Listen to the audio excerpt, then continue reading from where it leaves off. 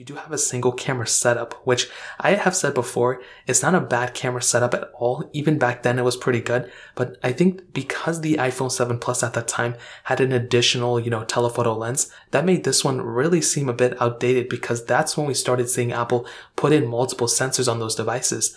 Now on the iPhone 7, you have that 12 megapixel lens and, it's a wide angle lens and you have, capability on it at the end of the day. You have 4K at 30, which is really cool. And I've actually done in 2019 a ton of photo and video comparisons between this phone and a lot of other phones that came out, including the iPhone 12 Pros, the Galaxy S20s, I think the Note 20s, and maybe the OnePluses as well. And it's like a random comparison just to see where they stand.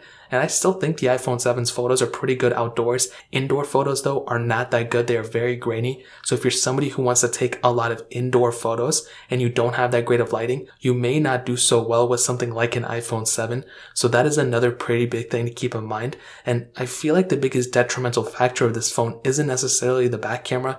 It's more so the front camera because you only have a 7 megapixel camera on the front. You can do full HD videos, but there's no, 1080p at 60. There's no 4K video resolutions on the front. And that's becoming kind of like the norm very soon. I feel like within the next couple of years, 4K on the front, a lot more people are going to start filming in 4K. And if you're somebody who makes a lot of videos on your front camera, you make a lot of YouTube videos, you make a lot of Instagram posts, you post a lot of selfies, and you make a lot of TikTok videos, having a phone like this isn't bad, but you're definitely going to feel like you have somewhat of an outdated camera at the end of the day. So that's definitely a huge thing I want to get through. The back camera is pretty okay still. I have to give in the factor that it is a 5-year-old phone almost, but the front camera is something that may not be the best for a lot of people. And if you're in, not the best, lighting conditions, and if you're taking a lot of photos indoors, you're not necessarily going to have that great of experience with the front camera, but the back camera I think is good enough for the most part. So in terms of the camera, that pretty much covers it up. Now,